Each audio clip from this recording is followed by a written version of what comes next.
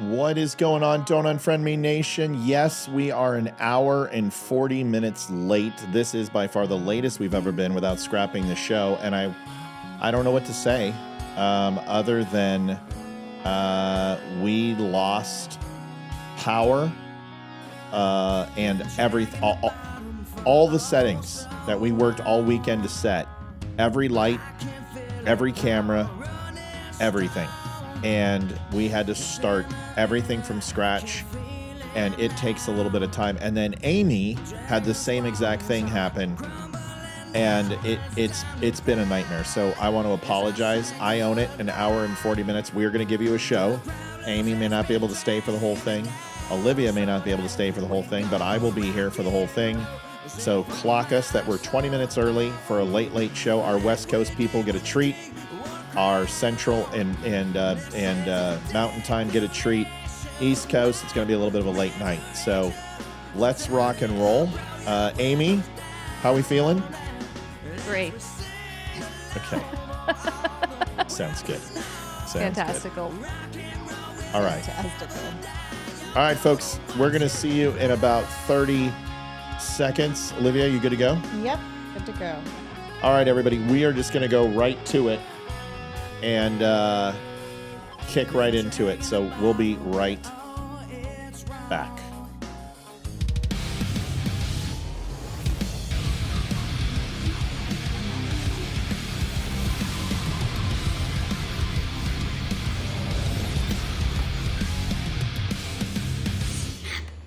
Hello everyone, good morning. Brandon from Still Point.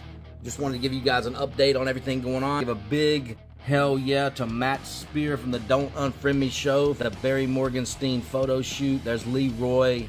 Look at him, looking great. Olivia looking stunning as always. Look at there, baby. Rocking the lid. Barry has done photo shoots with kings, presidents, the Pope, rock and roll royalty, Jimi Hendrix. Come on now. It's so awesome that our music is finally catching on after all this time. And you know we're going to always keep on rocking in the free world, baby. Make sure you tune in to the Don't Unfriend Me show every weeknight at 7 p.m. EST.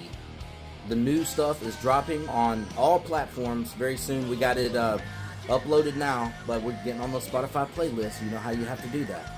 So be on the lookout for that. Go download it. Go support Still Point, and go support the Don't Unfriend Me show. Matt, Leroy, Olivia, Amy, we love you guys. Ethan, baby, we love you. And we will see you all soon. We're getting everything ready, and it's going to be badass. We'll see you on the stage soon. Keep on rocking in the free world.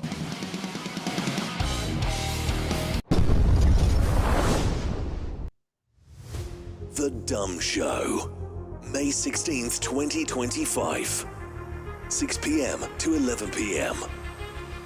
One goal, one night, one chance. Chris Peranto, Laura Logan, Roseanne Barr, Jason Shepard, T.S. Dixon, Damani Felder, Barry Morgenstein, Ryan Samuels, Lisa Regina. One night only. The race to 20K is on. Be part of it. Adjusting transmitter output.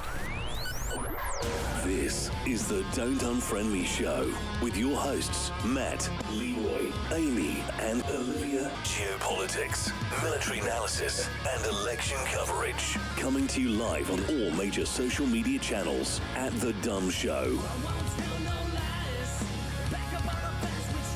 Honest, direct, unfiltered. We can agree, we can disagree. Just don't unfriend me. I had a great video, loving the dog, this morning. Amy, give me a sound check. I think you're on the wrong. Go ahead. Give me something. Testing 1 2 3. Testing 1 2 3. Yeah. Okay. So Zoom is on where I play the movies. I'm gonna have to figure out how to do that. That's a whole nother conversation. Amy, give me one more time. Okay. Check 1 2. Check 1 2.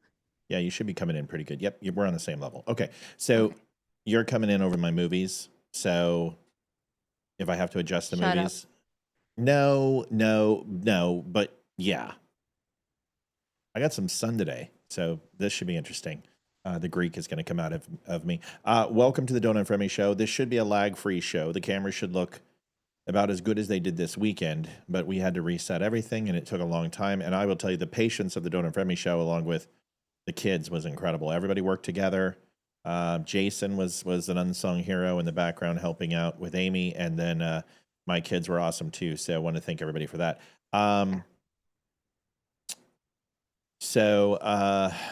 Yeah, no, you just have a 5,500 square foot house, all drop power.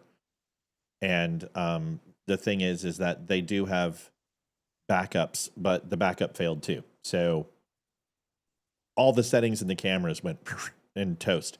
And because they don't have batteries in them, because it is AC power, so I don't have to change the batteries every 30 minutes, they don't save the settings. So yes, getting them on an uninterruptible power source would be a good thing. That's great. And it's ordered, but just another expense for the show. Folks, if you have not had a chance, please donate and also share. TheDumbShow.com/donate. We have a huge show on Friday. We already have people sending in donations by check and money order, which is unbelievable. We're excited to share that with you. We had a huge show for you with some great people. But you can also help us with our nightly goal. We are late. We understand that, but the nightly goal we have set for 300. And we're hoping you can help us out by going to thedumbshow.com/donate. And if you are on Twitter, please share on Twitter as much as you can. That's one of our biggest channels where you get a ton of live views, and we would appreciate it. Let's get going. We got a lot to do. Donald Trump, the Trump effect, market. Everybody see the market today? 42,397. I am predicting within the next 30 days, we will have a record high forever. Highest record ever on the stock market. Amy disagrees. Why? No, No, you do? I don't disagree. I don't completely disagree. I just lost my light. I don't know what happened. Look, I didn't touch anything. It's one of those days. That actually looks good. Surprise. That still looks okay. great. We got your main lights right, and you Yeah. look fantastic. I mean, this is the best you've ever looked. The background is, it is what I it don't know is. what happened. Yeah. Who cares? You look great. I will say this because of the real estate market, we had a This deal lasts even- 90 days. Sorry, Yeah, I told you they're on the same. Even here in Northern Virginia, which is sort of a bubble compared to the rest of the country, we had a pretty significant downturn in April, and it's affecting our commercial real estate, which I am not completely well versed in. It's not my forte. I don't do that very often. I have some experience, not a ton, but I don't know. I would just tell people who are very savvy with the stock market and who are looking at the shortages and those people, like, just pay close attention to those commercial real estates and those businesses that are also in the commercial sphere that have like private equities.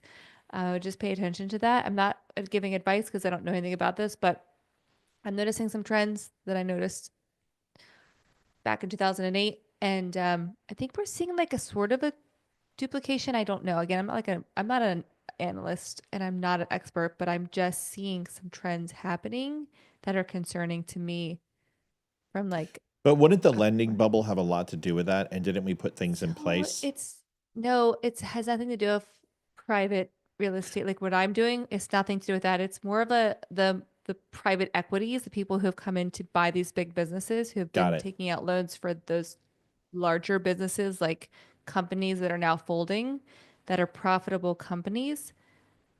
So it's not adding up to me as a layperson, and it's just concerning is all I'll say. I don't know. So quick thing, this came up last time. So there are times where I'm going to talk about my house or I'm going to talk about our lives. And a lot of people go, oh my God, your 55 square foot 100 house. Holy shit. How do you afford that on podcasts? And should we give Matt more money? Folks, I had a life before this show and I did very well. I was very successful. So when you work for Apple and Comcast, you kind of got the brass ring going on. So I was an executive vice president for both. So it's life-changing money. That's why I can do this. And I was a stay-at-home mom for 10 years on that. So yeah. So understand this is that we got in on this house for nothing that you would, I mean, Amy will tell you, we got in for it for a song compared to where it is now. yes. So what a house would be on the market now is $1.5 million or $1.1 million or $1 million, maybe 900,000, 950,000. We got into this thing for just slightly a shy above 6. So we got in at the right time before COVID when the market didn't skyrocket and we got lucky, and we're not going to let it go. We can't. No matter what happens, we have to hold on to this house because this really is our retirement. Matt looks Native American. Son does that to me. I'm Irish. Oh, yeah, I'm Greek, dude. I will be. You'll swear to God, I'm Mexican. Like I tan like fast. So yeah, I'll look more Mexican than Liv. So yeah, just don't worry about that. Yeah, the tan I will come gotta out. get some sun. It's been a while. Yeah, well, you look great. Same. Let's see. Well, let's get on this. You look great. The cameras look great. I mean, you look exceptional. Can't wait to get the new set. I'll just say that much. So the market loves Trump's trade deal. Now I'm going to go into the trade deal. Now the Democrat talking points are all he did was trade tariffs and bring them back down to rich. That's not what happened. There's so much more that happened in this China trade deal that is actually really exciting. I mean, there are multiple things where China is actually like, if it was Japanese, they would commit seppuku. The Chinese don't have that honor bullshit going on. They are bowing down in a lot of ways. They are saying things and doing things that are demonstrating how bad their economy actually is because of what Trump did. I think you all need to understand that this is a lot better than the media always and liberals are leading on. Here is the video. Let's watch this, and then I've got another one to show you. Start. We have a tsunami of positive news which investors just can't get enough of. Listen to this. Overnight, the US and China announce a trade deal. Both sides will cut tariffs by 115%. Very few people were expecting tariff cuts as big as that. This deal lasts 90 days and the talks will continue. Investors absolutely love it. The Dow up roughly 1,000 points at the opening bell. It's not often you see that first thing on a Monday morning. But the news flow is very positive. Dow up 1,000, S&P up about 173 points. That's 3%. And look at the NASDAQ, nearly 800 points higher, close to a 4% gain. One group of stocks, though, on the downside, pharmaceuticals. Why is that? Because the president is about to sign an executive order cutting prescription drug prices. Foreigners pay less than Americans. Trump will fix that. We will pay the lower prices that foreigners pay. Less revenue for pharma, though, and that's why pharma stocks are down. Bitcoin, that's part of the rally, moving now to 103,900. However, interest rates are elevated. The 10-year Treasury yield getting close to 4.5% again, and the 2-year right around 4% even. You're at 4.008 right now. Where all the sky is falling, people, you know? Oh, it's got a recession, the stock market's going to crash, and you know, you think you would listen to a business guy whose entire job is to take oodles and oodles and oodles of money and somehow turn it into a success.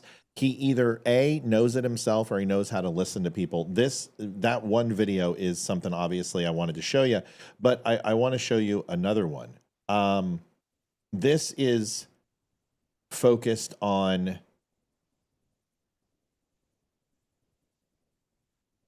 this is something that happened with Scott Bessent when it came to closed door talks with the Chinese, and he reveals what the Chinese actually said.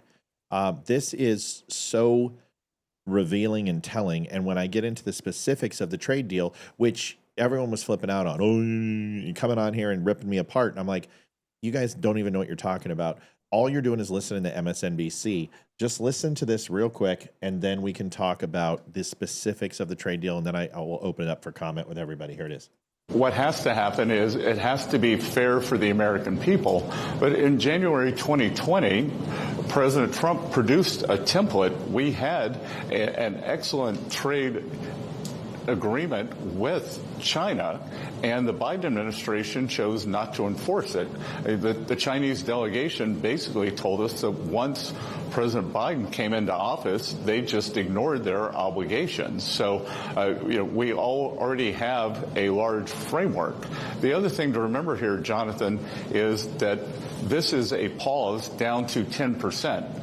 The April 2nd level for China is 34%. So we will be working to see where their final reciprocal number ends up. And the negotiations are a combination of tariffs, non-tariff trade barriers, currency manipulation, and subsidies of labor and capital. All right. So obviously something to think about. In a closed door conversation, this was said. The reason why they ignored their trade negotiations with Biden is because they found him to be weak and they know they could get away with it. So they were very open, very honest with the Americans. They said, listen, we didn't expect you to play hardball. We didn't expect you to come in here and do what you did. We understand now at this point, that our economy can't necessarily take these hits. And now they're coming to the trade table. This is the only way to have a conversation with the Chinese when it comes to the economy, because this is what they want. I've told you, they don't want global dominance. But here's the tariffs and the entire agreement itself. It's a 90-day agreement, number one. They imposed those non-tariff measures that created a trade embargo, according to U.S. officials, with a lot of our trade coming in was limited, and we could not have free trade with China. This was done before. And then we obviously know they both kept raising and raising. China agreed to reduce tariffs by 115%, bringing them down to just 10% overall. It matches the exact reduction to the U.S. offered, creating parity for the first time in this trade battle. So there actually is disparity between the United States and China's tariff, and the volume is China would continue to apply tariffs onto the trade deals in order to have an edge. This parity now is in favor of the United States. We purchase more than they do, obviously. They removed all countermeasures. Beyond tariffs, China had imposed severe non-tariff barriers. 3 effectively created a trade embargo, like I said, against U.S. goods. China sent their deputy minister for public safety to address the fentanyl crisis, and that was unasked. Trump and the administration didn't ask for that. China has openly said fentanyl's not our problem, we can't control it. They sent a deputy minister along with the negotiations to address fentanyl and the chemicals coming into the United States. That is a massive, massive surprise. Nobody expected that. So that's right there is a win in itself. It's not just about lower prices on Chinese goods. It's about fundamental shift in the U.S.-China's relationship. Treasury Secretary Scott Bessent said they're managing a trade queue with 75-plus countries bringing their best offers after seeing China's concessions. Now, not only do you have that, you have them joining the free market, lifting those embargoes against the United States on all product, which allows other countries to get involved and take advantage of that. It's not a one-off deal. U.S. officials established a mechanism for ongoing negotiations, something they claim was neglected before, and a problem with NAFTA and USMCA is that once it's set in stone, you can only revisit it so many times. China understands that this is an organism and it is an ongoing relationship. That's pretty huge. So is it perfect? No. But what it did is it reset expectations from a world economy. Every single country, 90 countries, have to go ahead and renegotiate with the United States. And even if we get a little piece of something, that equals a lot in the end. Thoughts on this, Amy, and then Olivia? Yeah, I mean, I there's nothing wrong with what's happening. I think we said this a few weeks ago when the sky was falling, and I will admit, like, I was even like, holy cow, like, is this ever gonna get better? I mean, Right. groceries are still crazy expensive. I'm tired of spending what I'm spending for the basics that you have a set budget, right? Most families have a set budget. You spend this much for groceries, you have this for your gas, your electric, all this stuff. So when your electric goes up 50% and your groceries go up 80%, and it's within like a short time and it's all happening at once, we're all freaking out and panicking. Especially those people who do not do stock markets and things like that. Like, I really feel for those people. I'm not a huge person, but Jason does it. My dad does it. So I know a little bit about it. But, I'm grateful for this. I know I was waiting for the tariff relief to like actually work out. Like, everyone hates Donald Trump because of these tariffs, I think. But now that it's starting to work out, and I think I saw a statistic and I don't remember what year it was, but it was like 80% of the United States, like clothing and goods, were manufactured here in the United States in like the 80s. I think it was the 80s. And now we're like at less than 10%. Just Right. It's 5 years later, right? Yep. So feels like It's expensive. I mean, yeah. it's So expensive. yeah. So I think getting back to more American-made things, one, I know the quality is much better in my opinion. I mean, I have stuff that's made in America. It lasts much longer because the quality is better. Yes, it's more expensive, but it does create more jobs here. It brings back the money. It keeps it here instead of outsourcing it. So I'm all for this. I think tariffs are fine. Again, it's not like we're doing anything that no one else, like we're not reinventing the wheel here. We're just doing what everyone else does. So Yeah. Yeah, absolutely. I'm sorry you're so sick, Carrie. I hope you feel better. Also, Violet Holm, who no longer watches the show, but was a longtime fan. I know she still peruses Facebook, but she's angry with me because she says that we didn't cover the topics that we posted on the live show, something that we could give feedback on. But happy birthday, nonetheless. Still somebody who we care about, even though you don't care about us. Pack your bags. We're going on a guilt trip. Liv, let's go for the record. Let's get Trump gets a $500 million jet, $420 or $5 million jet from Qatar, or Qatar. You can say it both ways, by the way. No, it's Qatar or Qatar. If you respect to the Middle East, it's actually Qatar. It sounds closer to Qatar than Qatar. Americanized Western media calls it Qatar. Qatar. So you can call it either one. But Qatar or Qatar, however you want to say it, just like Muslim or Muslim, depends where you're from. You spend some time overseas, you get corrected, and then you kind of do both. Doesn't matter. Gives us a jet to the United States, doesn't give it to Donald Trump, but to replace Air Force One. Donald Trump brokers a trade deal with England, UK, brokers a trade deal with India, brokers a trade deal with China, gets a ceasefire in Pakistan and India, minus a couple forces this morning that didn't get the message because, it's like literally the Stone Age out there. Gets a U.S., the last remaining living U.S. hostage in Israel, free, Hamas, Gaza, free, and returned back to New Jersey. We're going to go ahead and talk about that today. I think it's New Jersey. What else? Did I miss anything else that he did this weekend? I didn't watch the news at all this weekend, so I don't know anything. So I'm going off of what you're saying, but I don't know. I can't remember what the saying is. All good things happen to those who wait, or something like that. Yeah, that's pretty much where we have to be right now, because there's no question. Yes,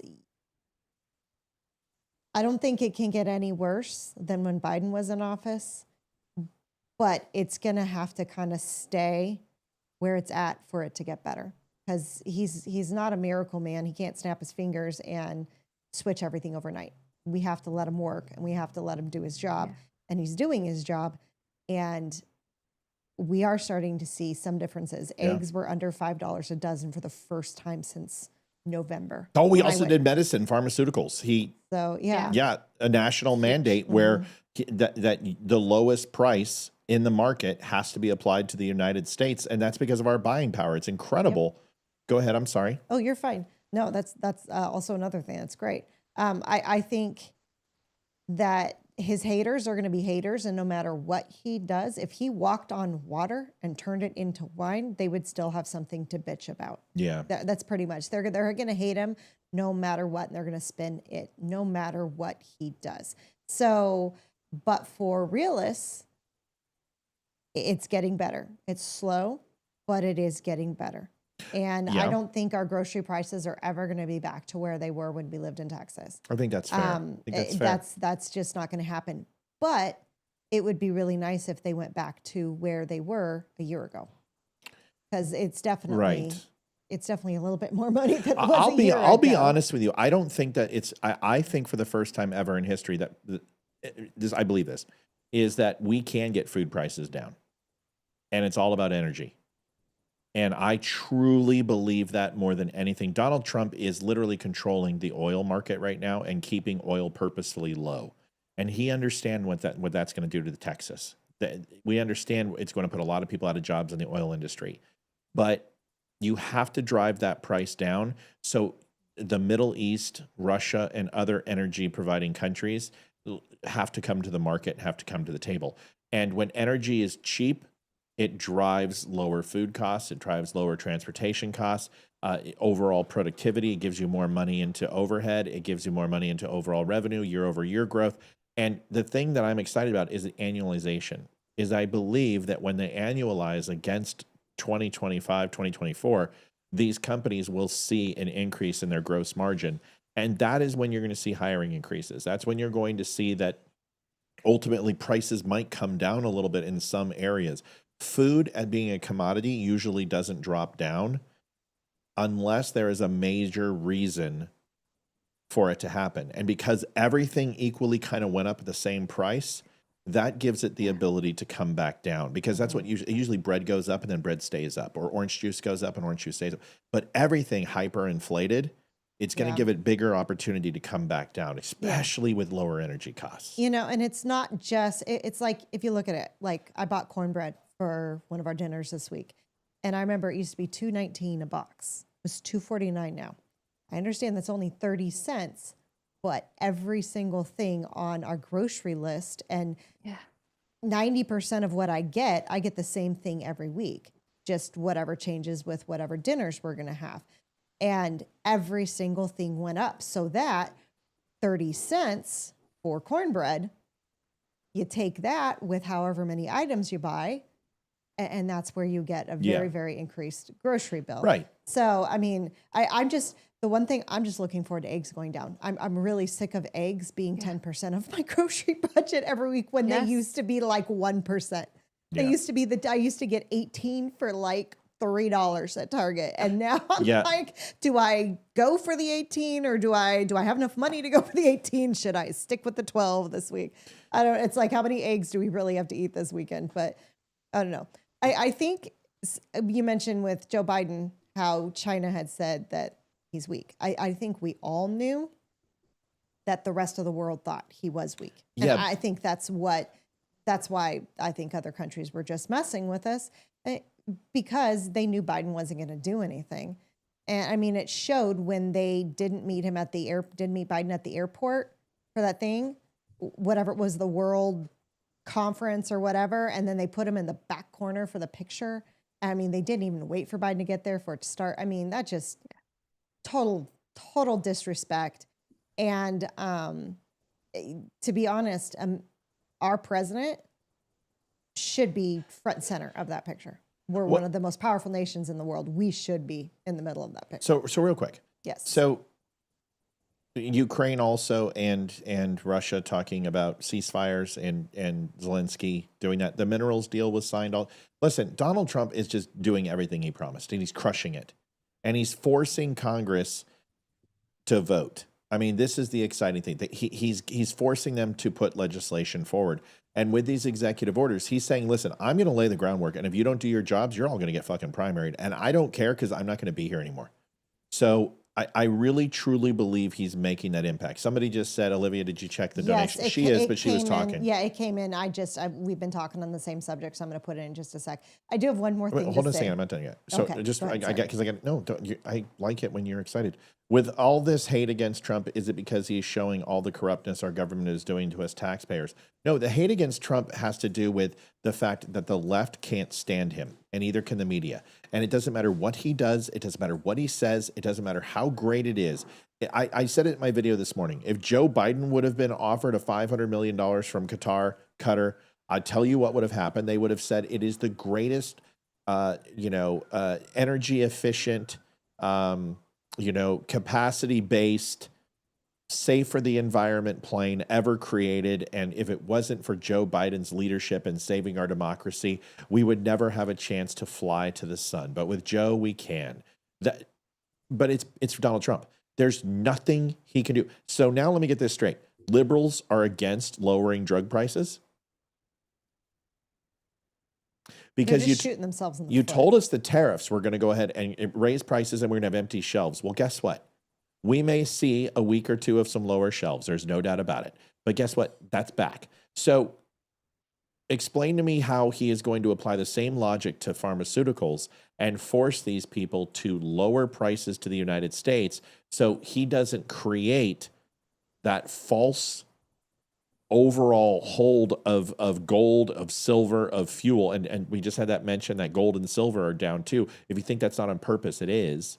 Where you're going to see it will be reciprocal. It'll go back. Yes, people are going to be upset. Oh my God, we're not going to make as much money as we did. You'll adjust your forecast, you'll adjust your margin, and that's just the way it's going to be. Or you'll just keep the prices the same for longer until the patent pays off. So what? They will figure out how to do it and make the customer screwed, but at least we're getting the same prices as everyone else. Olivia, what were you going to say? I was just going to say the Secretary of the Treasury, I have never seen anyone stand so still when they talk. He looked like he was like glued to a board and he couldn't move. And I'm sorry, it was just funny. Well, that's the thing Mel just said. She's like, isn't that the Bernie and AOC platform? Bernie called Trump and he wants to work with him on this tax, on the pharmaceutical thing. They're taking it away from them.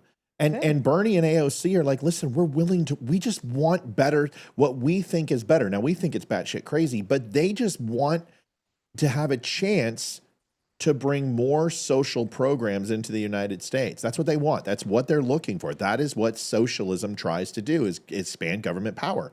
And if they can make that happen under Trump, you're just taking this away from Democrats. I mean, what are Democrats going to run on? There's nothing they can run on.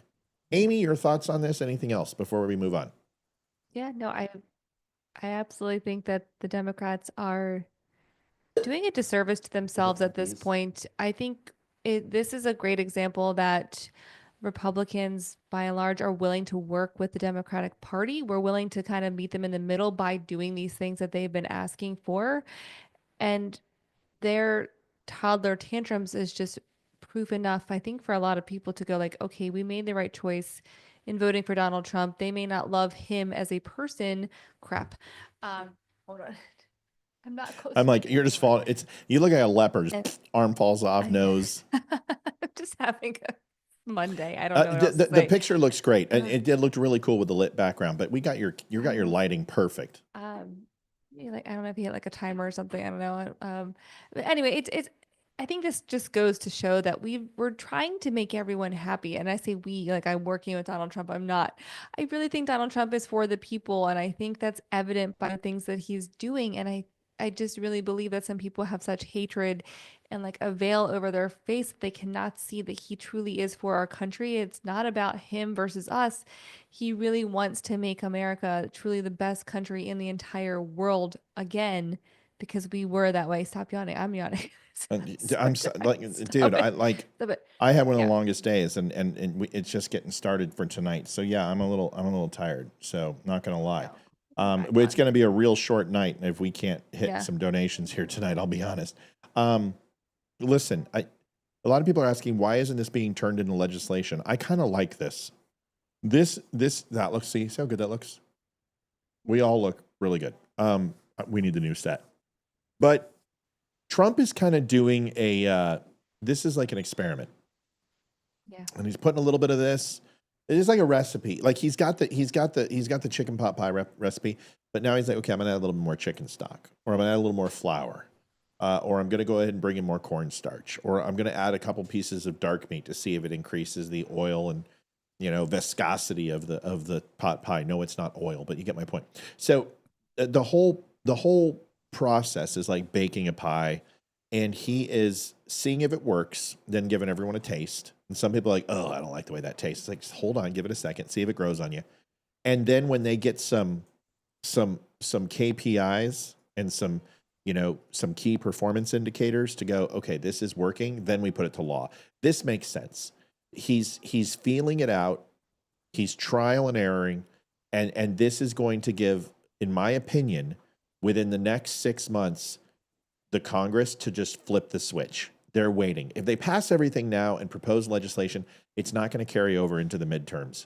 You need to pass a shit ton of legislation 1 year before the midterms, and I think you're going to start seeing some of these pieces come together. And if you don't, then we hold Washington accountable. Let's move on. We don't have a lot more time. We'll be right back. Sorry. It's okay. There. Trying to get it in. Thank you, Angela Ashkins. For the Angela, $21. $21.10. Thank you so much, Angela, for getting us started tonight. We need it. I also like how Zoom doesn't interrupt you and I. You look great, and honestly, your audio sounds amazing, Ames. So we're going to stick with Zoom if you're okay with that. Yeah, of course. Okay. Sound excited. trying to fall asleep. So tired. I'm sorry. I am too. You Just get hit to me. you get to go whenever you want. Seriously. Yeah. Just tell me when you're ready to go. Just don't even just be like, bye, I'm leaving.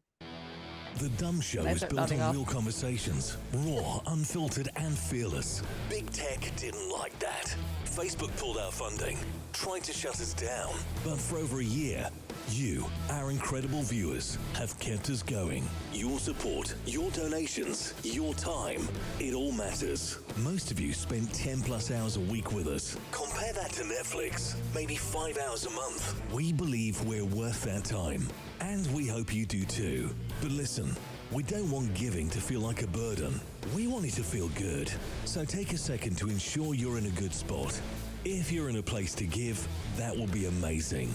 If not, just liking and sharing helps more than you know. Visit thedumshow.com/donate.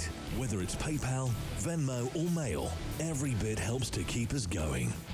DUM Nation, we appreciate you more than words can say. Bone stock. We give our holy crap, I gotta pull off that thing. Hold on.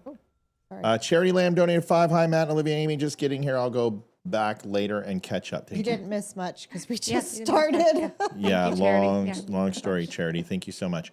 Yeah, bone stock. We give it to the dog and cat every single morning with their food and a little bit of bone broth. And They like it. we don't like it. I don't like the smell. Just, ugh. Animals like it. So. Yeah, well, yeah. So good for you. I bet it is. I just got to get past it and put it The in cooking. natural collagen. Yes. and Oh, I take collagen other anyway. thing. I don't know if you start. I just started taking peptides, and I am so excited, and I already noticed a difference. Like joints, I did bench today, and no elbow pain, no shoulder pain, and I took a little bit of a break. But elasticity of the skin, tightness of the skin, immediately noticed a difference. Overall content of tightening in the face, I already notice it. I mean, I immediately notice it. Strength was good. Recovery today from lifting was fantastic. Motivation and overall clarity. So if you're not taking peptides, collagen, basically, it's essentially the skin of cow, which is processed, a bovine, and then it's put into a powder form, and you can put it in your coffee. You can put it in. Today I put it in my oatmeal. Can't even taste it. It's tasteless. Liv, you had it 2 days in a row. Yeah, that's completely tasteless. It's great. I don't have a problem with it. And I'll be honest with you, it's the properties of it are ridiculous. I mean, just for the skin, Olivia just took it 2 days, and it makes an immediate difference in just your skin, the looseness of skin, any wrinkles you have. So collagen's great. It's great for your hair, and it's great for your nails too. It's great stuff. Chad Prather pushes it, and he's the one who got me into it. So I got to give it up to Chad. So here's a video. I talked about this today. The Clinton Foundation talked about how they're all upset about the plane and saying, "Oh, this is bribery. This is treason." Karen goes, "Barf." It's not. You can't taste it. It's not what you think I it is. think It's somebody's talking about eating liver. oh yeah, barf on They're that talking shit. about barf, something. yeah. It's just barf. So anyway, let's watch this. This is just a reminder of the Clinton Foundation. CNN actually covered it. Remember when they said the Clinton Foundation was the most up and up foundation ever in 2016? But here it is. The Clinton Foundation has received tens of millions of dollars from foreign governments. That includes Saudi Arabia, which gave $14.5 million. Well, the foundation says none of that came while Hillary Clinton was Secretary of State. But you also have Kuwait donating between $5 and $10 million, Oman, the United Arab Emirates, Qatar, all donating between $1 and $5 million over the years. Even the Embassy of Algeria donated $500,000. Is there a common thread? All, of course, are Middle Eastern countries with poor human rights records and poor records when it comes to women's rights. And even with private companies, there's smoke. Monsanto is a U.S.-based global food giant that has been trying to increase its worldwide business in the biotech food industry. It's donated between $1 and $5 million to the Clinton Foundation. And while she was Secretary of State, Secretary Clinton made general statements supporting biotech foods as the company was asking for government help to open up new markets. What we have learned is that the foundation said it did fail to disclose a funding source while Mrs. Clinton was at the State Department. That donation, the $500,000 from the government of Algeria. Right. The foundation called the lack of disclosure an error, but again said there was no connection between the donations and the policies of the Clinton State Department. Right. We all knew it was shady. Go figure. It's the lowest sum of money they've given. Oh, good, sure. Yeah, because we couldn't do the 15.5 million. But somehow she said she was bankrupt when they left, and they were completely broke when they left the White House. And then 2 years later, they had something like 35 million. Turned that 35 million into 135, and now we're well worth all in over 300 million. By the way, people are asking what peptides I take. Bulk supplement. You can get it. It's a very low cost, high quality, no additives, no bullshit. It's good stuff. It's called bulk supplements. It's what I take for my creatine. It's what I take for my BCAAs and everything else. It's a very high quality brand, and you don't pay the sticker shock price of other stuff. There's peptides out there that are $500 for a 30-day supply. That is fucking ridiculous. You do not need to do that type of shit. Just get bulk supplements is good. That's what I'd recommend. I don't make any money off them. I got a quick question about the foundation. Go. Isn't it that to be a foundation like that, you technically only need to keep 10% for the foundation? It's actually less than that. For a 501c3, you really only need to have 2.5 to 3.5% kept. Overall, you can have a 97, 98% operating cost. Yeah. If you look at Salvation Army, you look at Red Cross, none of them, all of them are, pittance. You look at Wounded Warrior Project, which is one of the worst. They spend like 60% of their overall revenue is based on marketing. So if you want go to Gary Sinise Foundation. That's fantastic. Go to Green Beret Foundation, Purple Heart Foundation, Hiring Our Heroes, Tunnels for Towers, Travis Banyan Foundation. A Right to Heal. A Right to Heal, but also Tonto's, we'll be talking about that during his night when he's on the show as well. But Tonto's Foundation is also fantastic. We'll talk about that as well. But anyway, thank you, Paul. I'll put a little in it to the next 100 days. Thank you very much, Paul. Amy? I was just saying thank you to Paul. Oh, you were saying thank you to Paul. Sorry. Sorry. Don't be sorry. So one of the things I would say about the Clinton Foundation and all this is, let's not let them forget about Obama. Let's not forget about Joe Biden. Let's not forget Hillary Clinton. Let's not forget, Bill. Let's not forget Nancy Pelosi and Chuck Schumer. They can sit here and pretend, and they can sit here and, go, all this extortion and everything. We're not the ones giving, pallets full of cash to Iran. We're not brokering Iran peace treaties with pallets full of cash. We're not taking money from China. We're not giving it to our granddaughters. We're not giving it to our relatives. We're not sneaking it through 31 different shell companies. This is a plane which is given to the United States of America, and after it's exhausted in 2033, it goes to Trump's presidential library. That is the agreement. This is what Qatar is doing. Suck it up and deal with it. I know you hate when I call it Qatar. I'm sorry, Qatar. Sorry. Trying to be Can correct. you just speak American, please? Yeah, I can. I mean, but so fine. Qatar. Quther. I think of the bug spray. Like that's like where my mind goes. It's because you're an American, but in Farsi, the QAT is a quat sound, so it's actually Qatar. Qatar.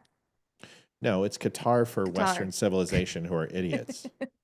It would be Quator. It'd be Quatar. Yeah, I get it. They don't have a QU in their language, which is fine. That would be Quatar. Quaker. Quarter. Quarter. You're being a quat right now. Just stop being a giant gaping quat. All right. So moving on.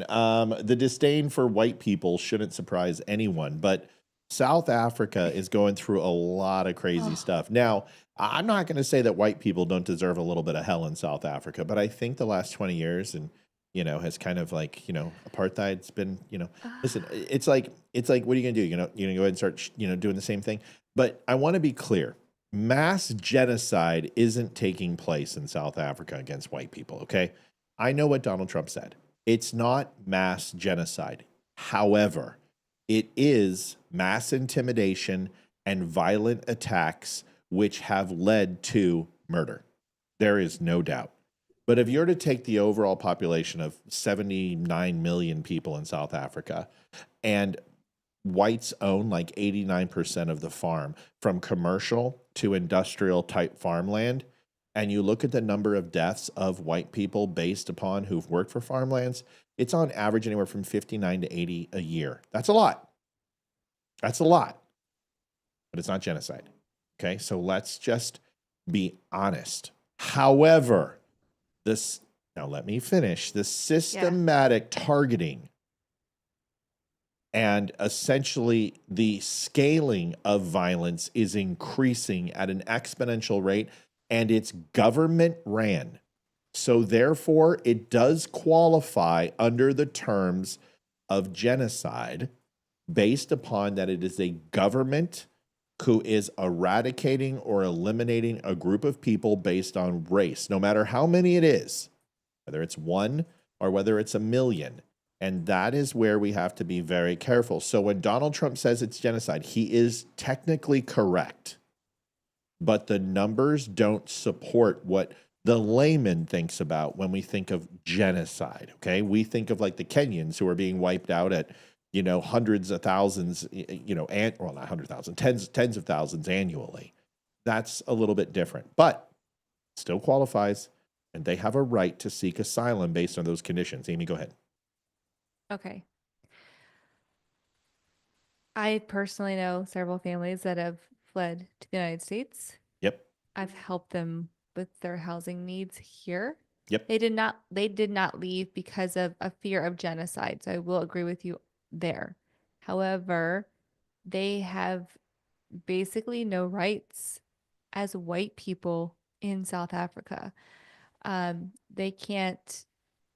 The one family in particular I'm thinking of, and they're young, and I mean, yeah, they're like in their mid-20s. They're so young. They just had their first kid here in the U.S., and they own a house in South Africa, but they're not allowed. They can't even sell it. They cannot sell their home because the government says, no, we own it now. Like, we're going to just take it. They still have to pay for it. They're still paying taxes on it. They still have to pay their mortgage, which is a different system there. Yeah. But the government will not allow them to sell their property. And they're forcing them to let like another family live there. It's like so crazy. Oh my gosh. So they couldn't buy a house here. They're actually renting a beautiful home, which is fine. Like they're happy, they're here. But they're just one family, and I've helped several others. We actually have friends that are from South Africa that left many, many years before all this was even happening because they had a company that was basically stolen from them. A very lucrative company. It was an aviation company that the government basically said, like, we're going to take this company. And so they had left. I don't know all the ins and outs of that, so I don't want to speak too much of that, but I do know they had a very lucrative private aviation company where they gave private tours and whatnot. So it was wonderful for them until the government said, no more. You are going to now sell this to a black owner. You can no longer have it because you're white. And they took the company and dismantled it and gave it to a black owner. My own personal family, not in South Africa, but in Kenya, had 90% of their land commandeered. They just took it. They did not pay them for it. They took 90% of the land. They left them with their actual home on the land and like a very tiny piece of like yard to go around their home. I think they even took like part of their driveway or something. So it was like a problem even getting to their house. So Africa is, in my opinion, just a freaking disaster from what my personal, like I said, my own personal family that has since moved. They left Kenya. Now they're back in the UK. So, it's just, it's a complete disaster. The South African people seem to actually just hate white people. And like Matt was saying, you can kind of understand the history and that, but like also these people, these 20-year-old couples starting their families are not the people who did this to them, and to force them out and take their hopes, take their companies. It's really sad, really sad. So, and they're the wonderful people. Like, I'm like, yeah, come here. Like, I love all of them. They're the nicest freaking people ever. Like, they're wonderful. I'm like, yeah, tell your friends and family to move here. You guys are awesome. I love you. Be here. So, my 2 cents. Unfortunately, I knew nothing about Yeah, this. I know, but now you do. Now So what do I you think? do. I think it's horrible.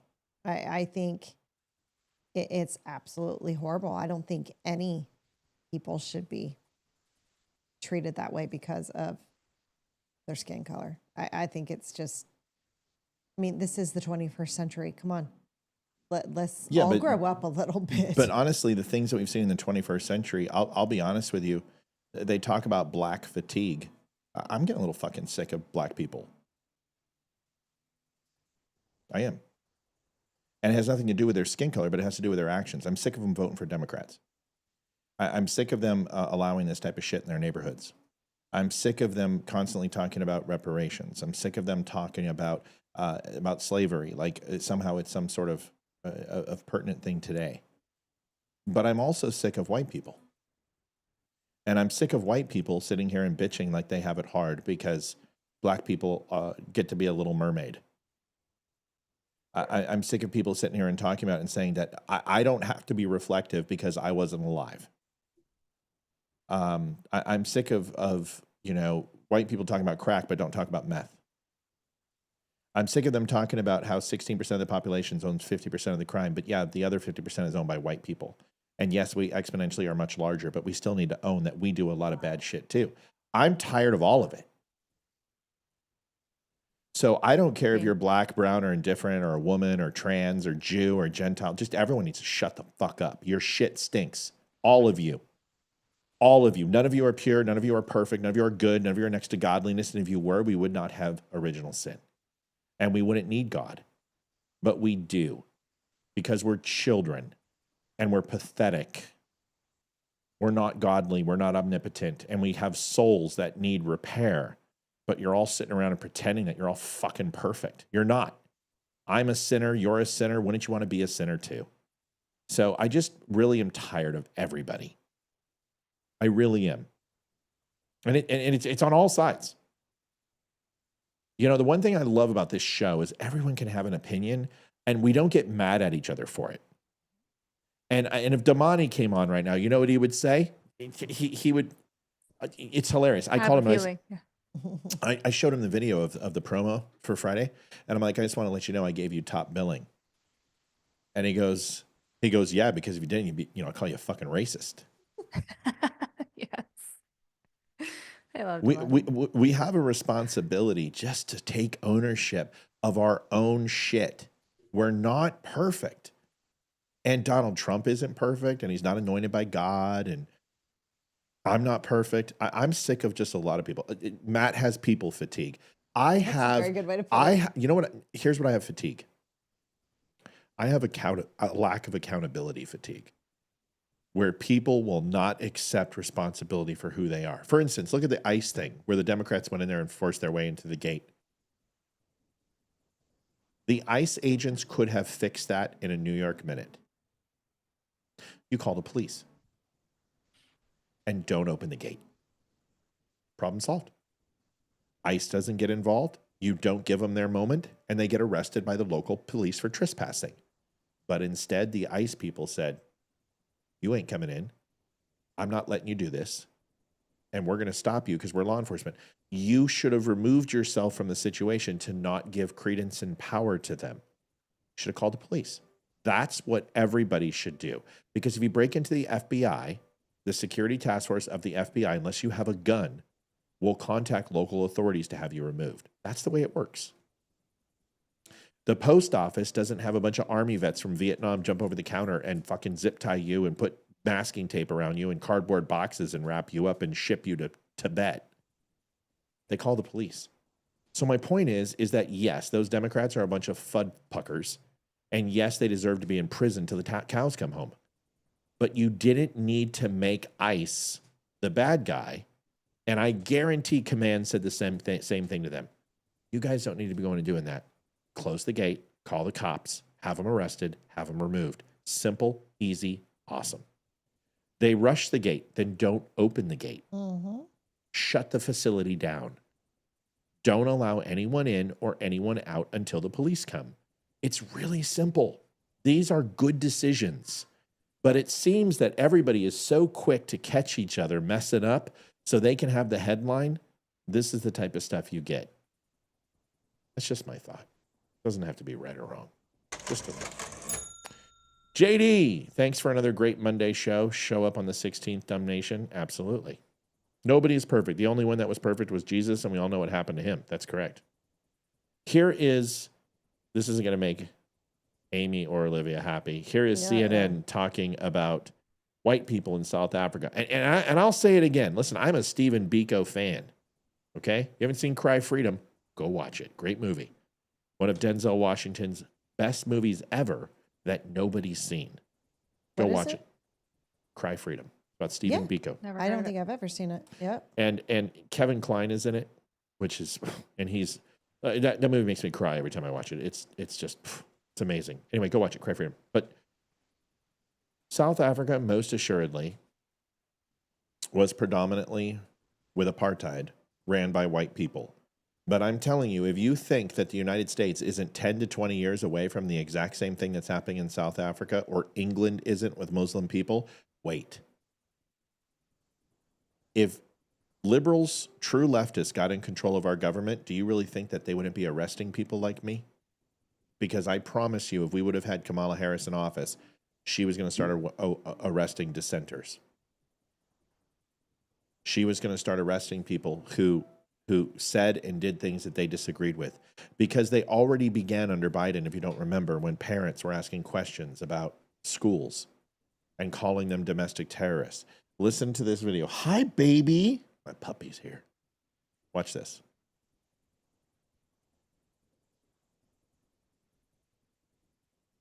So this started back in January. South Africa enacted the Expropriation Act, which sought to undo the legacy of apartheid by redistributing land. In South Africa today, 3 decades after racial segregation officially ended in that country, Black South Africans, who comprise more than 80% of the population, own about 4% of privately held land. Our panel is back. Ashley, Allison, let me go to you on this one. This was what the Trump executive order on realigning the United States refugee admissions program said on January 20th. This is one of the first things that the president signed when he got into office. The United States lacks the ability to absorb large numbers of migrants, and in particular refugees, into its communities in a manner that does not compromise the availability of resources for Americans, that protects their safety and security, and that ensures the appropriate assimilation of refugees. So what's the difference between the refugees that they're talking about here and those refugees? I could guess. I mean, I think everyone... They're white. They're white. Thank you. They are white. And I think, look, if that is how you feel, fine, then hold the line. But there are people all over the world, even people in this country right now, who are who have sought asylum, who are going through the process of asylum seeking, and have been detained by ICE and are being deported. There is also a genocide happening in the Congo right now that I don't see any Congolese being getting relief to come to this country. So there are Afghanis that helped us in Afghanistan that we have left behind. Even the last administration didn't do right by them. This administration can do right by them, but they are not, because it doesn't fit the narrative of the type of immigrants that we want in our country. And even saying, there is also a genocide happening in Congo. We got to be careful about acknowledging that there's not a genocide in South Africa. That's right. There is no genocide. No, of course. Okay. Why do we hate? That's racist. See you next Tuesday. Yeah. CNN hates white people. I mean, that's really what it comes down to. I've got a video. And here we go. Older couple. Wait, did you see that one? It was a while ago, but I didn't know. It's very gut wrenching. No, it's not. No, I don't know what that is. But what I do have is a video of the immigrants or the people seeking asylum from South Africa, and I want to show you what they look like. Is everyone okay? Mm-hmm. Because I'm going to get called a racist for this, but I thought this video was very telling, because the people in this video look like they're waiting for the people from South Africa.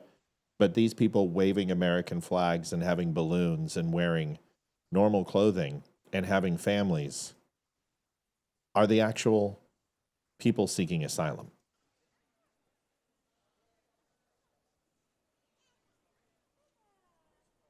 I don't see any MS-13 tattoos. I don't see any gang affiliation. I don't see any hidden ideology to clack off a vest or kill Americans. I see a bunch of people who are ready to become Americans, who are excited to be here, who have families, and are just the type of people that we're looking for to come into our country. And you know what I'm not looking at? I don't fucking care what color they are. Oh, there's a black person. Somebody get her out of here. I'm so offended. I don't care. If we had people from El Salvador coming over and waving American flags, but that's not what's happening. You come over here and you spit on our flag. You fly the Mexican flag. You assault our officers. You go ahead and you peacefully protest and hate on Jews and talk about Hamas. That's not everybody. But honestly, we have to vet every Muslim that comes in this country. We have to vet every single person from South America. We have to go ahead and vet these people because these people want to do harm to our country. The last I checked, South Africa hasn't threatened anyone but South Africans. And they don't ship drugs into our country. And they don't clack off vests when they don't get their way. When they don't go ahead and get their white hoods pressed properly. They don't blow up a laundromat, okay? So whether they're white, brown, or indifferent, I couldn't care less. But what I do care about is that they look perfectly assimilated to our country. They speak English. They're ready to rock and roll. They know what the Bill of Rights are. They know what the Declaration of Independence are, and they're going to fly a flag every 4th of July.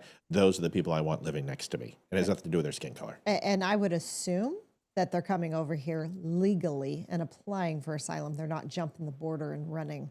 It's also another... So they're doing it legally, not illegally. Yeah. Amy? I was just going to chime in. I've not helped anyone. The people that I've helped find housing here in the United States, and I've helped people that I don't know personally, but there was a few people that I did help indirectly move out to the western part of the country as well. But I personally helped 4 families here in the DC area. They were not seeking asylum. I just want to make that clear. They were just here on a work visa because their company has relocated to the United States. Again, because of political reasons, though, the company is relocated here. They have several locations. Very lucrative. I don't. Did they overstay their work visa and then run from the government and hide? Okay, no, they've so every single one of them has applied for citizenship. I think some of them are actually already in the process of it now, and then like some of the spouses are like a year behind because they had to wait for like I don't know the whole process, to be honest, but yeah, they're all becoming citizens from what I can tell, and I think it's awesome. Yeah, and they're doing it legally. I mean, I don't think they came over on work visas. They did it legit. Like I can't legally help them get a house if they don't have the proper credentials. Like you cannot buy a house here or even rent one without the proper credentials. So, and I want to be specific. Not all of them speak English. That is correct. Right. But I bet you they're going to learn. Yeah. And a lot of them do.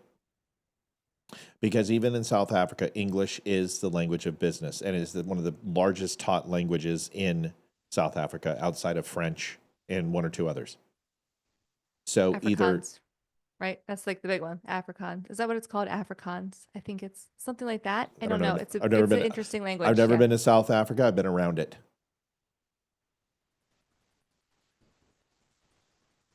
In a boat. But I will tell you that I promise you every single one of those people will learn English because they'll go to school. And they'll go to public educations, and they'll celebrate, and they'll eat barbecue on 4th of July, and they'll drink food, and they'll consume, and they will join capitalism. And it doesn't matter what color they are. Dutch, thank you. Yeah, I don't care what color your skin is. I don't care if you're from El Salvador or from Mexico or from freaking Saudi Arabia. If you come over here legally and are vetted, great, come in. You're doing it legally. And they'll learn English. It's not like people from other countries don't prominently speak 2 to 3 languages anyway. I mean, the Americans are the most ignorant. But the point is, it doesn't matter. They're ready to become Americans. Do you really think that you can go to South Africa and still be an American and be considered a South African? No. You can't go to Germany and be a German. You can't go to Germany and be a German. You can't go to Russia and be a Russian. You can't go to the Congo and be a Congolese. You can't go to Australia and be an Australian. We are the only country in the world where you can come to the United States and be an American and still maintain your identity from your other country. The freedom we have here is exceptional. We ask you to do something. Don't be a douche plow. Don't be a criminal, and learn our customs and ways and assimilate. Otherwise, get the fuck out of our country. I think English is one of the most taught languages.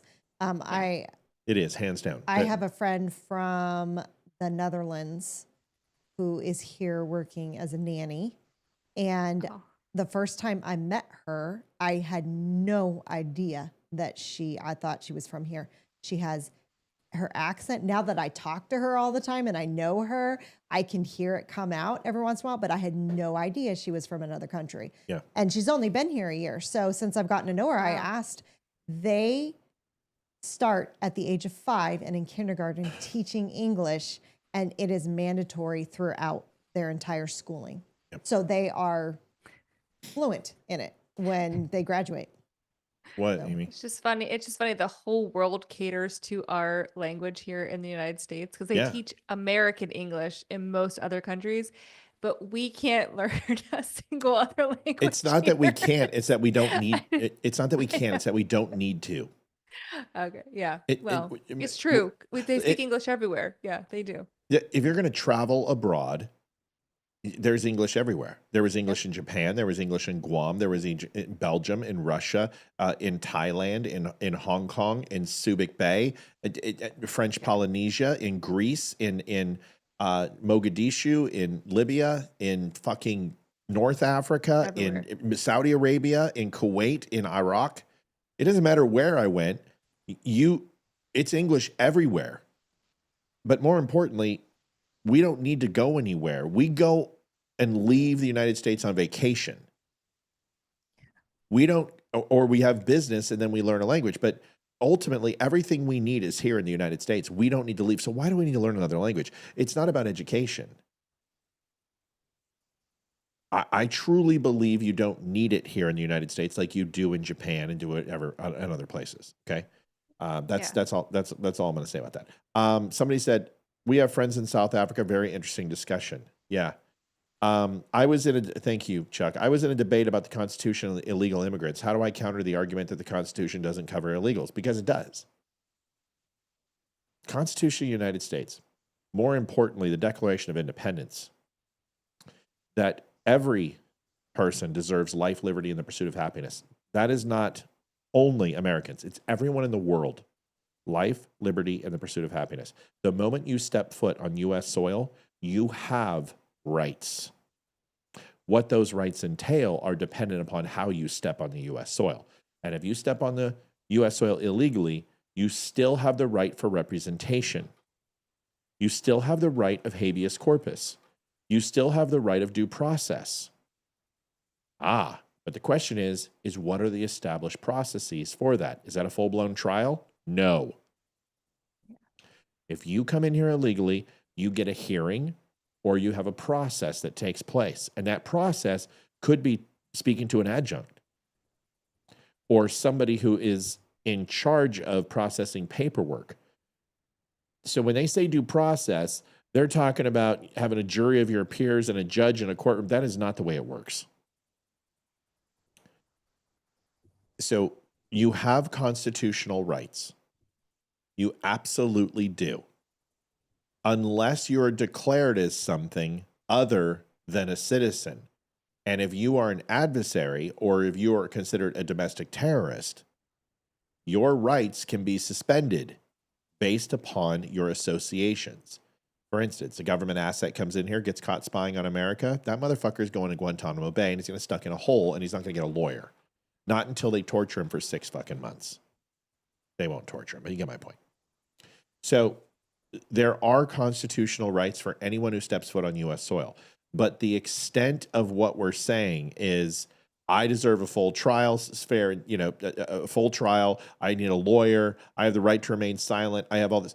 There are certain things you do possess depending upon your status and how you came into our country. That's my point. And that is decided by the state and federal laws of the land. It's not even defined by the federal constitution. It's defined by the state's constitution because the state's constitution supersedes unless it is actually an amendment or written out in the federal national constitution. So understand that state laws also, especially when it comes to immigration, supersede federal law. So if a state says that anybody who crosses our border illegally and you're not an American citizen has to be deported immediately, then there's your due process. Your due process has been decided long before you got here. It doesn't mean about individual due process. It means the process of how you handle a person based upon their status inside our country. I hope that makes sense. That's how you argue that. But everybody does have constitutional rights. Jane Bush, $11.50. Happy Monday. Thank you, Jane. We appreciate it. Thank you, Jane. Liv, do you have another one to go in? Nope. Okay. That's it for now. All right, here we go. If you come here illegally, you have the right to return to where you come from. Yes, once you've been established as being an illegal, yes. You have to establish that. Do you have ID? Do you have a social security card? Were you born in the United States? No, none of the above? You don't have any of that information? Then bye-bye. You're going to be processed out of our country. Here is Donald Trump talking about South Africa. Who claim discrimination in their home country are heading to the United States, right, where your administration is going to welcome them as refugees. Now, this comes as you've halted virtually all refugee admissions for people fleeing famine and war from countries like Sudan and the Democratic Republic of Congo. Why are you creating an expedited path into the country for Afrikaners but not others? Because they're being killed, and we don't want to see people be killed. Now, South Africa leadership is coming to see me, I understand, sometime next week. And, we're supposed to have I guess a G20 meeting there or something. But we're having a G20 meeting. I don't know how we can go unless that situation's taken care of. But it's a genocide that's taking place that you people don't want to write about. But it's a terrible thing that's taking place. And farmers are being killed. They happen to be white. But whether they're white or black makes no difference to me. But white farmers are being brutally killed, and their land is being confiscated in South Africa. And the newspapers and the media, television media, doesn't even talk about it. If it were the other way around, they'd talk about it. That would be the only story they'd talk about. And I don't care who they are. I don't care about their race, their color. I don't care about their height, their weight. I don't care about anything. So maybe that's true. Maybe you don't care about their height, their weight, their color, but do you care about if their country is inundated with AIDS? Do you care if their country has a high preponderance for transgender reassignment surgeries amongst their people? Do you think that we have something to think about if their overall per capita terrorism is pushing 70% for people who are involved in terrorism? Do you think that we should take those people? And the answer is no. And yes, he's being selective. But trust me when I say this, if this was Belgium, which has a very high black population, we would be taking them. But if you think that we're going to take people from Ethiopia and the Congo, if you think we're going to be taking Hamas, you have another thing coming. This country should be taking the best and brightest of the world. We shouldn't be taking any of the best and brightest. Your country should stay there and fix your own shithole. But if we're going to take anyone, we're taking the top 1-2% from your country because we don't want your shitbags in our country. Welcome to nationalism. Am I wrong? No, I think that's fair. And it's how every country should want to operate. You want the best people to represent your own country. I mean, that seems like a normal, fair thing to say. Yeah. I mean, hey, we have a lot of people here that I'm not proud to have here in the United States. And a lot of them are white. I'll just say that. He doesn't have any to do with race. Right. Can we take all white people in New Mexico and ship them to Guadalajara? I'm down. Something with, nothing to do with race. But yeah, if we could take like the lower % of people and maybe gift them to some other country, that would be great. Yeah, she wants to get rid of all the poor people. Did you hear her? No, I'm kidding. Criminals. I'm kidding. The point is this: I don't care what color you are. I care about the quality of your character. Yes.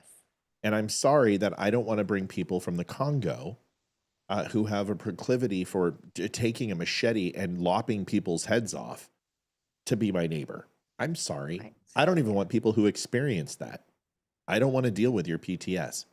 We've got our own people to take care of. We have veterans to take care of. We have homeless to take care of. We have people who are mentally incapacitated. We've got plenty to do with our own people.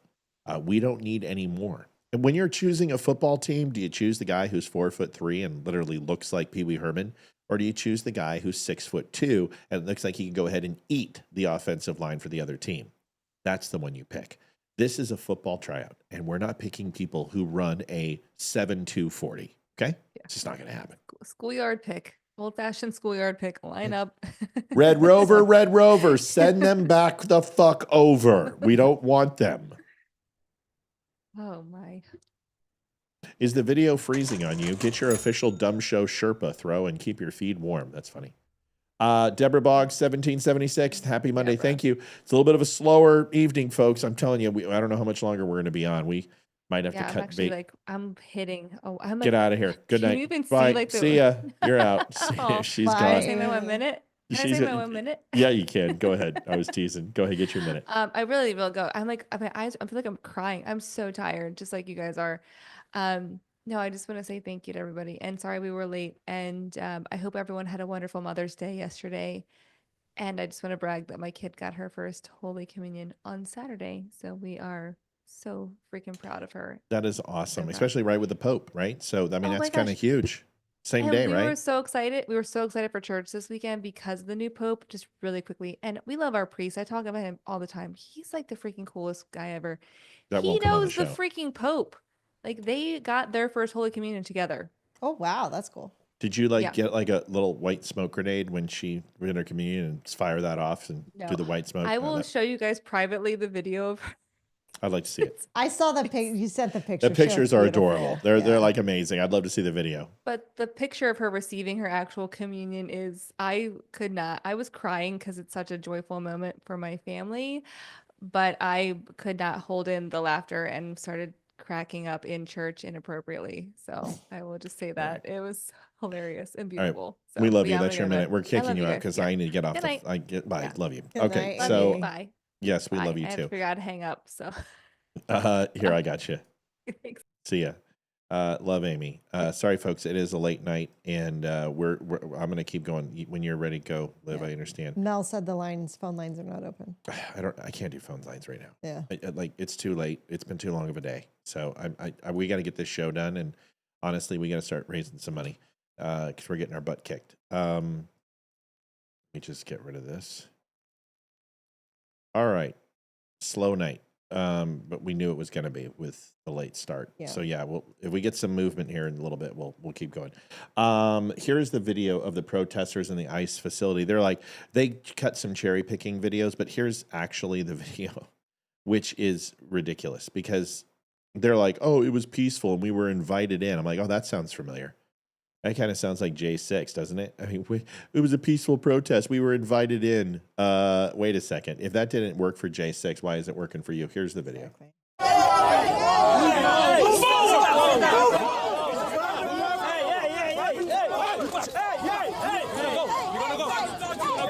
So these are the protesters who have been arrested. These are the people doing the sit-ins and all this other stuff who were there today to escalate even more and listen to the language.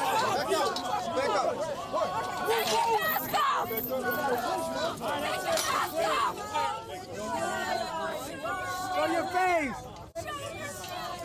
You guys okay? On my people.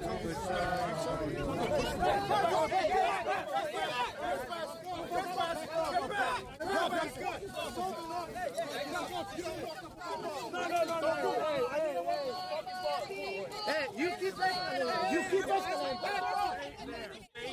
Stay there. Man, stay there.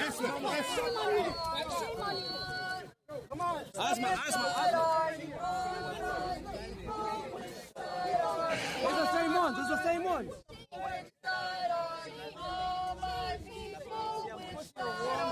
Why can't we just shoot people? I mean, can we just start shooting? I mean, just one. Listen, one person goes down for the good of humanity. That's what you should know.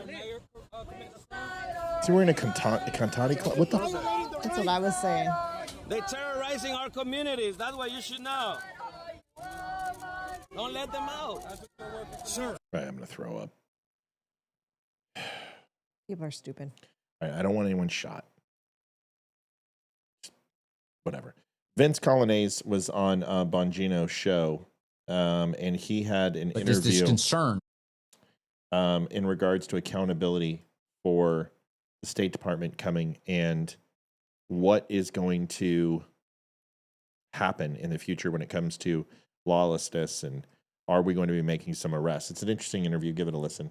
One of the things I keep hearing, and I keep trying to basically tamp down because I do think results are coming, but there's this concern among people who are watching this program, conservatives, people who voted for Trump, that results may never be coming, that indictments may never be coming, that charges may never be coming, that accountability may never be coming. In fact, that somehow the deep state has won out and that accountability will never present itself. What is your view? You've been working as a U.S. attorney. You're the director of the weaponization working group. You're talking about, it sounds to me like you're talking about consequences or en route. Give us a sense of what's happening next.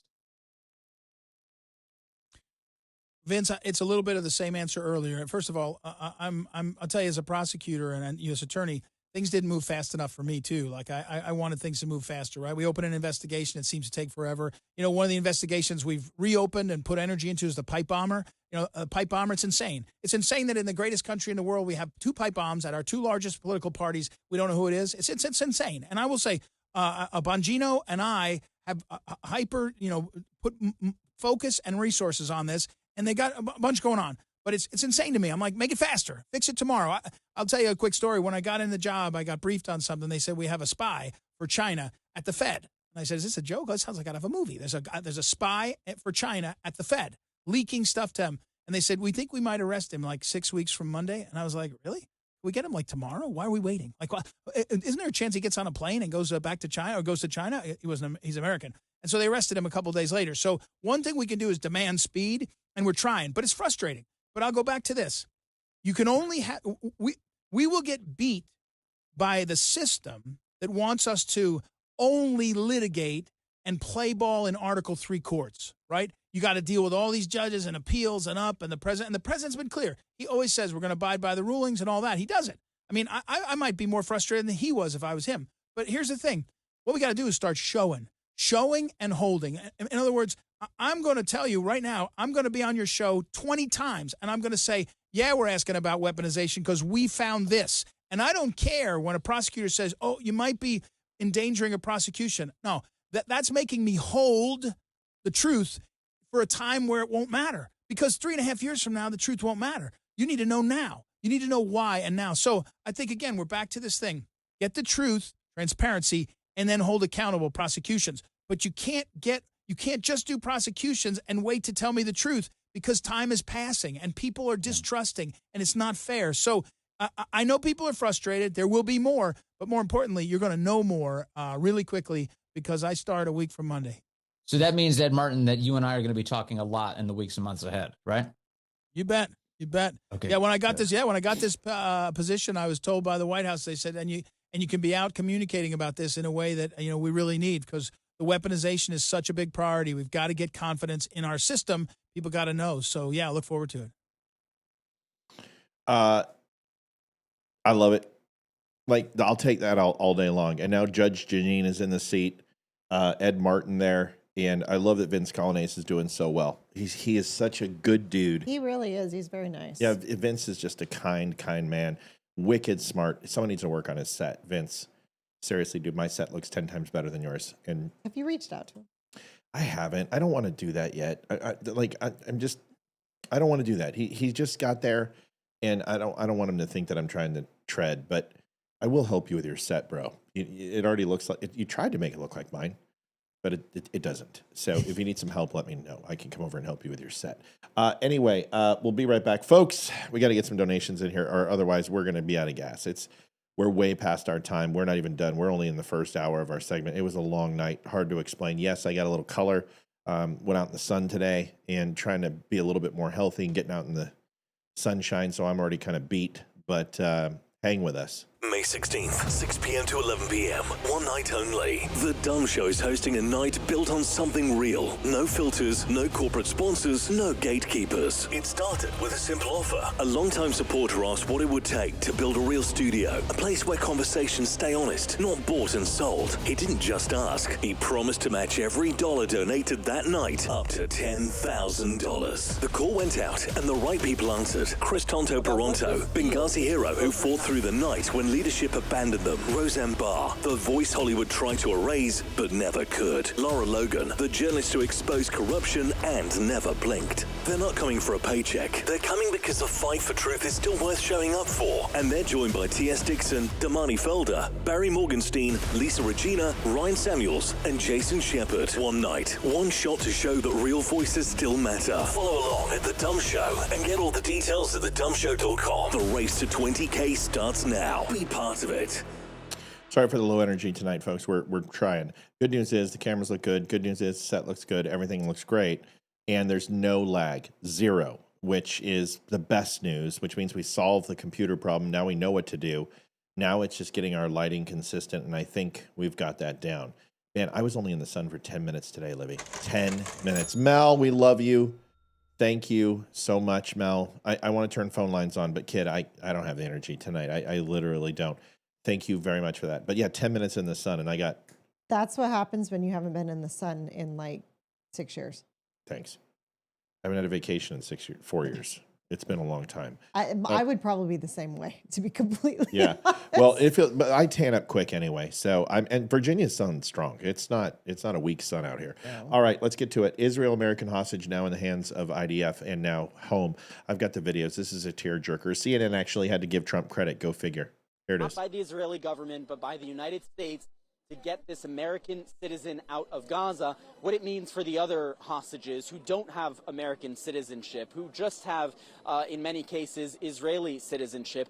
And there is certainly hope that perhaps this agreement to release Idan Alexander could unlock a broader deal to secure the release of all of the other hostages, to perhaps even end the war in Gaza, or at least to get to some kind of a ceasefire that will see hostages coming out of the Gaza Strip, and of course much needed calm in Gaza and much needed aid to go into the Gaza Strip for the more than 2 million civilians who live there. We know that tomorrow an Israeli delegation will be traveling to Doha, Qatar to try and work on that broader negotiation. And all of this, of course, is happening because of enormous diplomatic effort and pressure that is now being brought to bear by the United States and by President Trump, who said that he very much sees this release of Idan Alexander as a first of the final steps towards ending this war in Gaza and releasing all of the remaining hostages held there. And just to direct.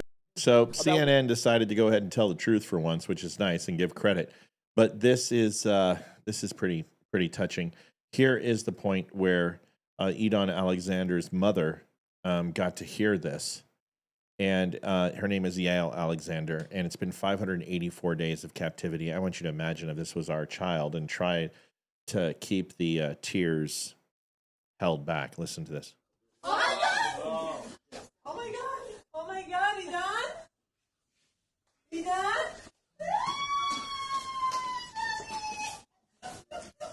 אתה בחוץ, נשמה שלי, אתה בחוץ. זהו, אני פה, אני מחכה לך. הכל טוב, אתה בסדר, אתה מוגן, אתה בבית. הכל טוב, תן בראש, אתה חזק, עוד מעט נפגשים. אוהבת אותך, נשמה שלי, אוהבת אותך, יאללה, אני רוצה לראות אותך, קדימה. They just released a photo of you. You look unbelievable. Wow. You look beautiful. I love you so much. אתה נראה מדהים. I love you. And I'm going to see you very soon. So that's the first reaction, and then here is them reunited, which I'm so glad I found some of these pretty special.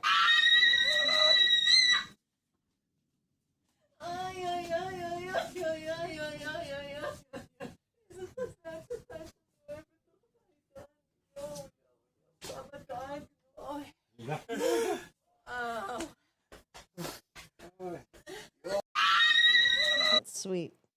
It's pretty amazing. They still have the remains of hostages, but that's the last living. Some jackhole came on today and it's like, your headline is fake. That it says that I said all American hostages are safe, and he's like, living. I said, if they're dead, fuckstick, they're not safe. It's implied in the title. So was he born here and his parents were immigrants? Yeah. Okay. Yeah. So Israeli American. So it's just, yeah, it's emotional.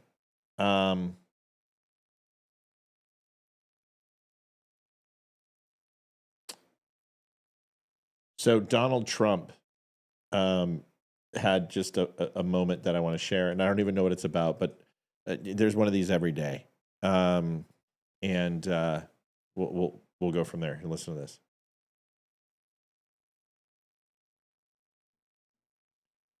I think it's when he was signing an executive order, which are always fun. We're now on top of the tax cuts and regulation cuts, all the things. Now you're going to say that the price of your medicine is going down by 60, 70, 80%. You're going to vote against it? I think a lot of Democrats are going to be forced to do something that their leaders are going to beg them not to do, and that's vote for the bill. I don't see how they can vote against it. How can they vote against it when drug prices, drugs and pharmaceuticals are going to be down 70, 80%? It's going to be very interesting. Mr. President, what do you say to people who view that luxury jet as a personal gift to you? Why not leave it behind? You're ABC fake news, right? Why not? It's only ABC. Well, a few of you would. Let me tell you, you should be embarrassed asking that question. They're giving us a free jet. I could say, no, don't give us. I want to pay you $1 billion or 400 million or whatever it is. Or I could say, thank you very much. You know, there was an old golfer named Sam Snead. Did you ever hear him? He won 82 tournaments. He was a great golfer. And he had a motto: when they give you a putt, you say, thank you very much. You pick up your ball and you walk to the next hole. A lot of people are stupid. They say, no, I insist on putting it. Then they putt it and they miss it. And their partner gets angry at them. You know what? Remember that, Sam Snead.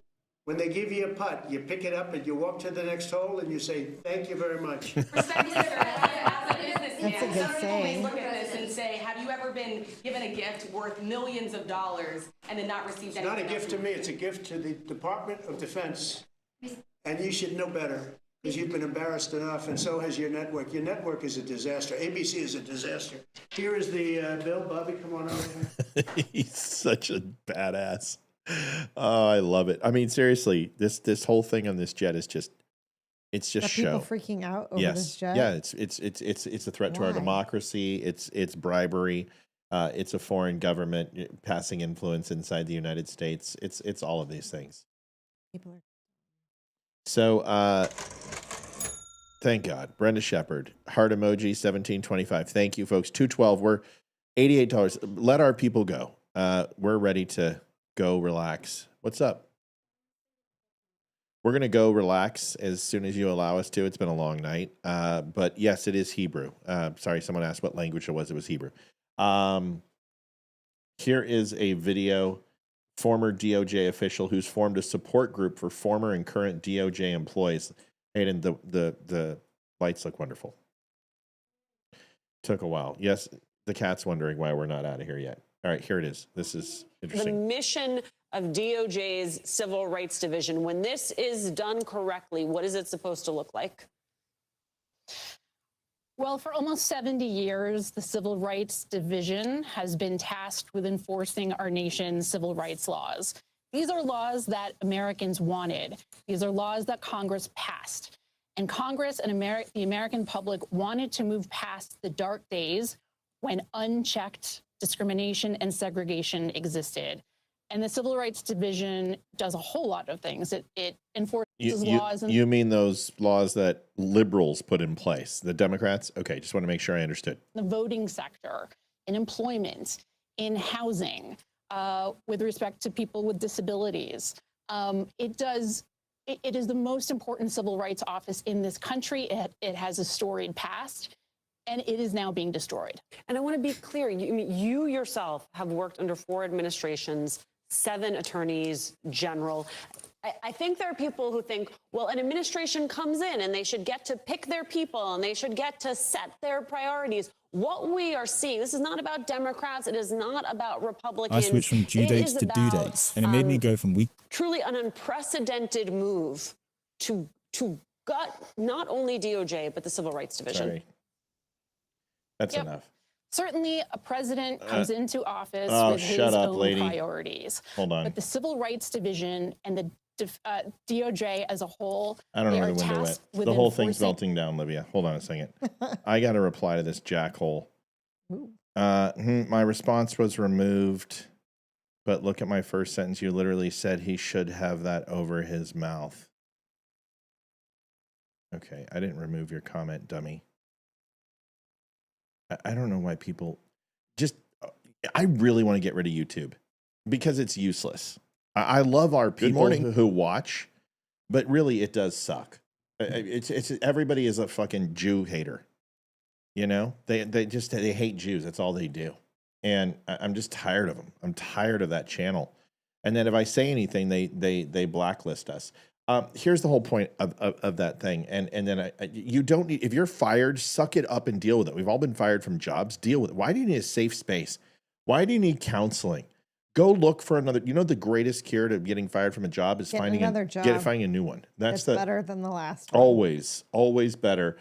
Democrats have reached peak stupidity. It's not like they're ever going to get better. They have a chronic ailment known as Trump derangement syndrome. But this is a white liberal woman sending signs to MS-13 and Tren de Aragua gang members inside this van. I can't make this shit up. You know what they should? They should open up the van and let them have their way. Here it is.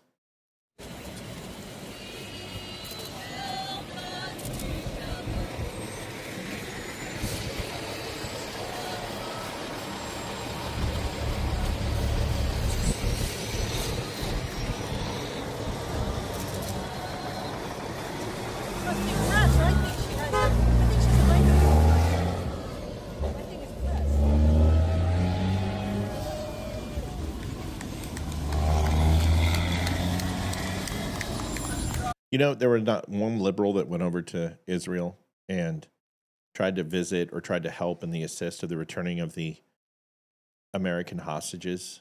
But Grandma Ethel over here has a sign for love for MS-13 and Tren de Aragua.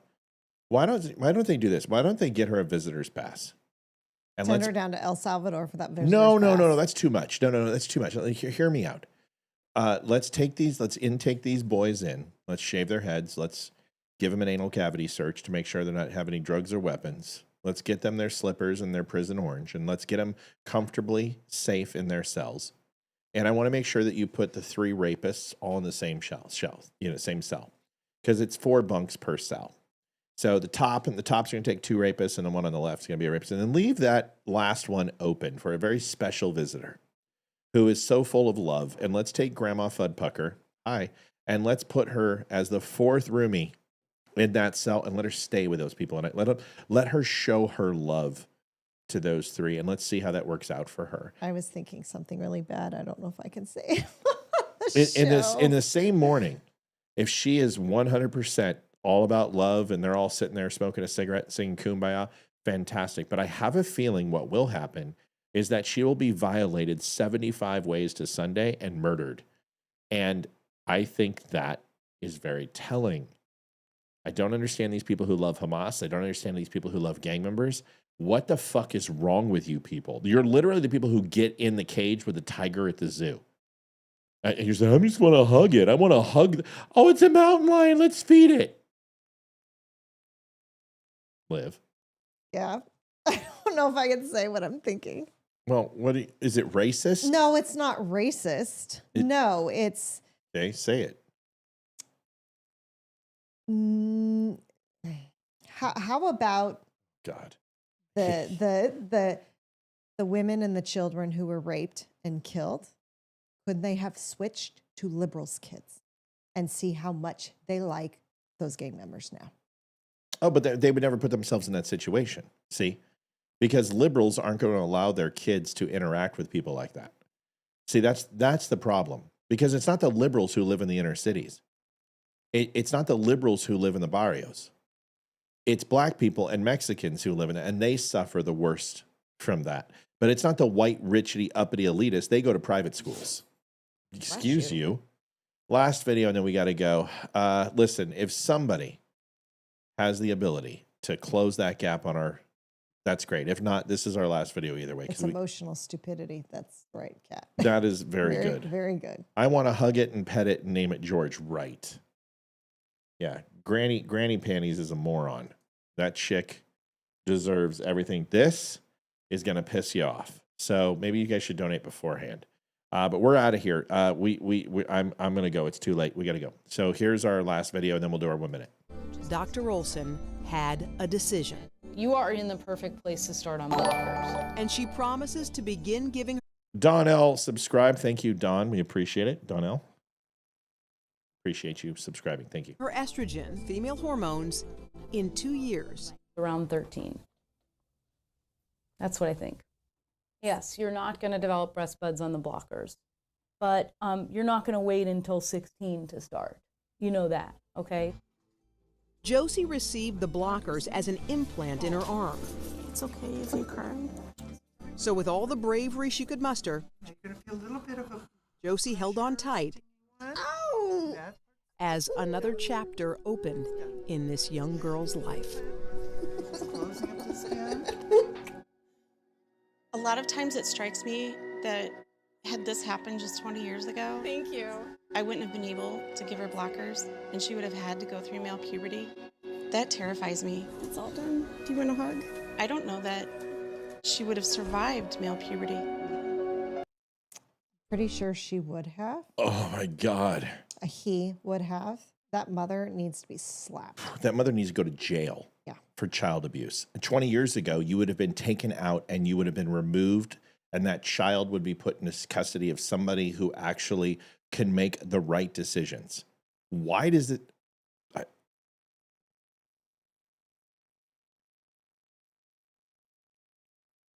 I don't understand. I would never put my kid through this. This has nothing to do with that child. It has everything to do with her. Guarantee she's a lesbian. That child is lesbian. She hates men, and she's been grooming that child since the day he was born. Or that person wanted to be a man when she was younger and her parents wouldn't. So she's programmed that child. This is not a natural progression. I'm sorry. I'm very, very sorry. You put 100 kids in a room and you let them grow up. And the only time that they're going to have any conversations about being something that they're not, because this wasn't something that happened when we were younger. How many kids do you know who thought that they were a boy? None. None. I never met Zero. one. Zilch. Never. I never even heard of it. The closest friends. There was a couple friends that were complete and total tomboys. Yeah, of course. Never wore a dress. Always had short different. hair, but that's totally completely different. It's just, this is all programming. This is what it is. This is what they do. This is how it is.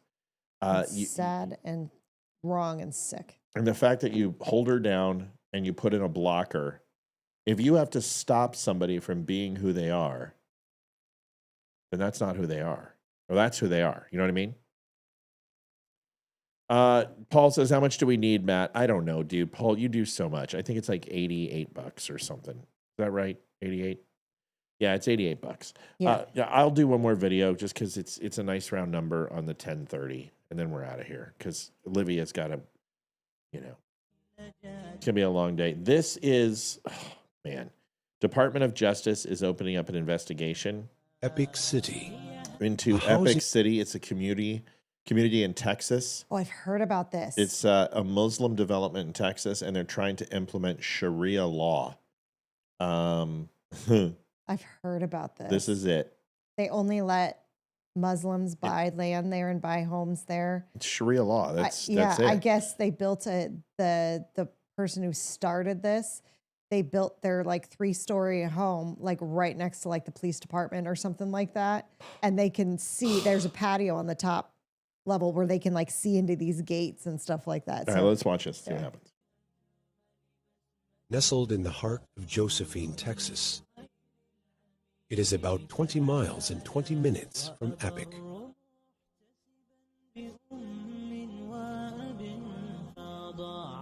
Commercial areas,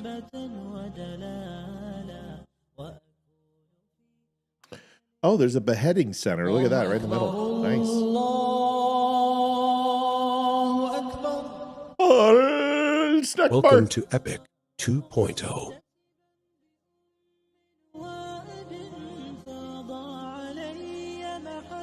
Epic City is more than just a neighborhood. It's a way of life, a meticulously designed community that brings Islam to the forefront, a community that blends with nature, crafted to elevate your living experience. I just want to see one of the houses explode or some guy walk down the street and he's like, yep. You know, an IED goes off. And it sounds like a really good spot to live.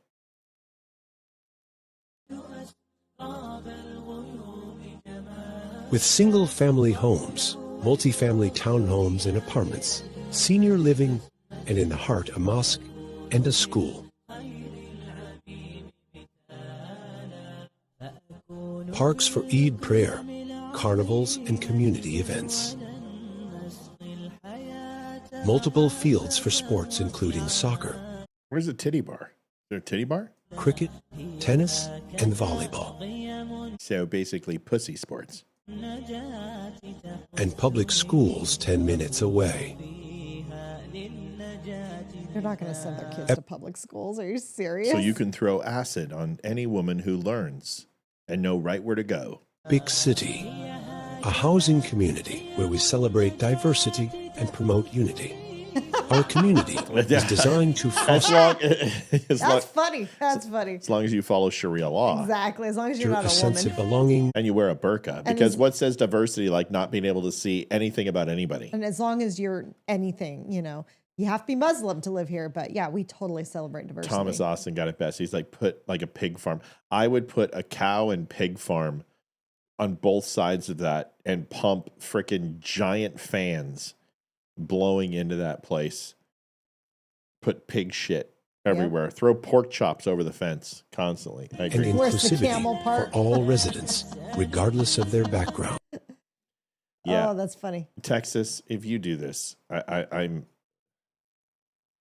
Yeah, I know Greg Abbott is halted, but this shit's got to stop.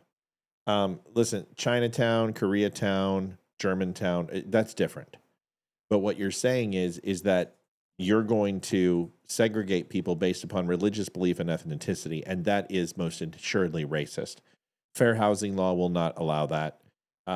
They're trying to use the senior community center bullshit as a cover. It's not going to work.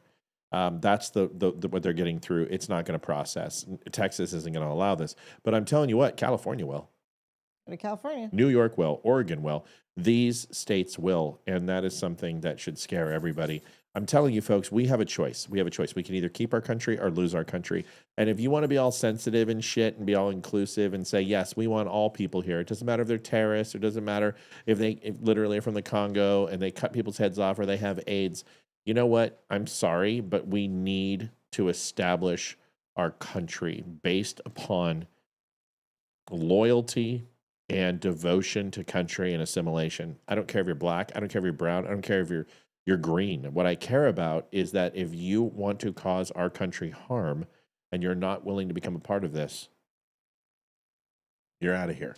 I know there's plenty of places, Dearborn, Michigan, other places that have this, but it's different. This is a exclusive a community that wants to put Sharia law. And only Muslims are allowed to. Yeah, it's not the same thing. No. Yes, I understand there's Somalians. Yes, I understand there's a lot of places. But what you're saying is Sharia law, which is to circumvent and essentially make a city which is not accustomed to the U.S. laws.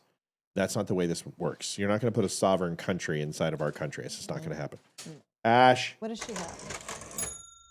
Paul Rivera, 9318. Kind of tight right now, but I can make this happen. Great show tonight, Paul. We love you. Thanks so much, Paul. Here, Ash. You didn't do anything. It was Yenny. Come here, baby. Yenny's playing with something. What has she got, Ash? You want to come up here and show everybody? Come here. Come here. Come here. Come here, baby. Come up. She doesn't jump anymore. Yes, she does. She did it earlier today. Come here. Ash. Ash. Come here. Oh, you little fucker. Oh, she's coming around to the other side. Come here. Come here. Come here. Ash, come here. Ash. Come here. Come here. Come here. Up. Up. Up. Up. Show it over, buddy. Where? Come up. Hi. Hi. Say hi, everybody. Say hi, everybody. She's shy. The tongue. Put your tongue back in your She head. is constantly tongue out of the side of her mouth. It's hilarious. She was doing this earlier today on when I was recording the show. Mm-hmm. Came up and got a bunch of love. Okay, get down. No, now you gotta get down. Oh, Come here, Ash. God, you big biznatch. Folks, we love you. We appreciate you. 7 o'clock tomorrow, we will be on. We're not going to be late. We got the lights figured out. We're so sorry, but it looks much better. We lost everything, and then we got it all back. So we appreciate you. We'll be back tomorrow. Liv, get your 1 minute in. Oh, please, folks, please make sure to be here Friday, starting 6 o'clock. We have a huge show. Quick little audio of it, and then Olivia is going to sign off. May 16th, 6 p.m. to 11 p.m. One night only. The DUM Show is hosting a night built on something real. No filters, no corporate sponsors, no gatekeepers. The call went out and the right people answered. Chris Tonto Peronto, Roseanne Barr, Laura Logan, and they're joined by T.S. Dixon, Damani Felder, Barry Morgenstein, Lisa Regina, Ryan Samuels, and Jason Shepard. Follow along at The DUM Show and get all the details at thedumshow.com. The race to 20K starts now. Be part of it. Liv? Yes. Sorry we were late. Thank you for all the donations tonight. Also, if you have any questions for the guest hosts on Friday, please email them to me at olivia@thedumshow.com. Please make sure you note on there who the question is for. If you could get those into me by no later than Friday morning so I can organize them, would be wonderful. Also, if you want to donate but don't like to donate via PayPal or Venmo, but you like to do through the mail, you can mail us something. Just let us know. You really want to send those by tomorrow? Yeah, send them by tomorrow and let us know. I'm going to be checking the mailbox all week, every night when I get home from work. But yeah, but if it's not here by Thursday, we're not going to be able to count it, and it's not personal. We have to. Someone's putting up a lot of money to match this, and I don't want to create any false donations. We got to have them in hand, and that's the right thing to do.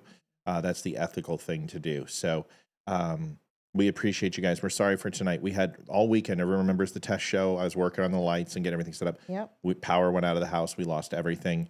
And we didn't have a chance to save it. So we're going to be saving it, fixing it, make sure everything's set up right. And we appreciate you all so very much. So wanted to tell you that. We love you. We'll see you tomorrow at 7 o'clock. Please take care of each other, and we will do the same. Thank you all so much. Night, y'all. Good See you night. on Wednesday. All right. Let me close this.